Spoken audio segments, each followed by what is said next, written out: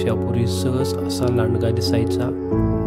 हजारो वर्षापासून येथे वास्तव्य करत असलेले लांडगे आता शेवटच्या घटका मोजत आहेत. भारतामध्ये सुद्धा खूप चिंताजनक अशी लांडग्याची परिस्थिती आहे.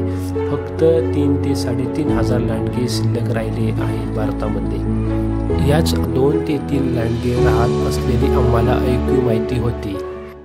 येथे भरपूर प्रमाणात गवत असल्यामुळे येथे सुद्धा चांगली हरणांची संख्या आहे. साधारण 100 ते 150च्या आसपास येथे हरणं वास्तव्य करतात.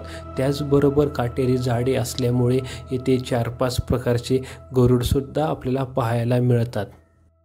माळरान हे लाखो वर्षापासून पडीक जमीन राहून तयार झालेले एक प्रकारचे जमिनीलगतचे जंगल आहे. येथे अनेक प्रकारचे तुम्हाला सरपटणारे प्राणी, ससे, हरणे, लांडगे, तरस यासारखे तुम्हाला प्राणी येथे बघायला मिळतील. तसेच वेगवेगळे प्रकारचे पक्षीसुद्धा या ठिकाणी आपल्याला बघायला मिळतात. तुम्ही बघू शकता या गवतामध्ये 7 ते 8 हरणं चरत आहेत. त्यांना खाण्यासाठी आणि राहण्यासाठी ही परिस्थिती अतिशय अनुकूल असल्यामुळे त्यांची संख्या वाढत चालली आहे. तसेच या ठिकाणी तुम्ही पुढे गरुड बघू शकता. यांची पण संख्या इथे बऱ्याच प्रमाणामध्ये चांगली आहे.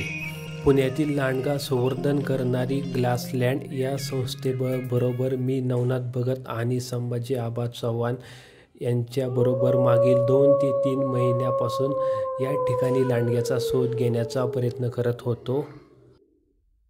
13 ऑक्टोबरच्या संध्याकाळी 7च्या आसपास मला आणि सचिनला गवतामध्ये काहीतरी हालचाल दिसली. पुढे बघतो तर तो लांडगा असल्याचे आम्हाला जाणवले. लांडगा असणे ही खूप आनंदाची गोष्ट होती इथल्या माळरानासाठी.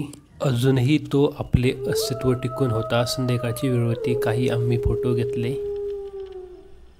अजून पण आपला समाज आणि सरकार माळरानाकडे मोकळी, ओसाड, बिनकामाची पडीक जमीन म्हणून पाहते. कोणताही सरकारी खाजगी प्रकल्प आला की लोकांची पहिली पसंती माळरानाच्या जमिनीकडे असते. समाजामध्ये माळरानाबद्दल जनजागृती होणे आवश्यक आहे. मुळातच माळरान हे जैवविविधतेने नटलेले एक परिपूर्ण जंगल आहे. येथे जमिनीलगत अनेक काटेरी वनस्पती, झुडपे, गवत, वेगवेगळे गवताचे प्रकार ह्या गोष्टी येथे पाहायला मिळतात. हा समोर उडत असलेला मॉन्टेगूस हेरियर नावाचा गरुड आणि हा अतिशय दुर्मिळ असलेला मॉन्टेगूस हेरियर फिमेल ही या खांबावर बसलेली आहे. मानवाच्या विकास कामामुळे गावागावातील माळराने नष्ट होत चालली आहेत. हा समोर दिसणारा लांडगा पूर्णपणे माळरानावर अवलंबून आहे. लवकरच सासवडजवळ एक नवीन आंतरराष्ट्रीय विमानतळ होणार आहे. पण या लांडग्याला याची कसलीही कल्पना नसेल. हा विकास आता त्याच्या घरासमोर आला आहे. आता त्याच्या स्वतःच्या अस्तित्वाची लढाई माणसासोबत असेल.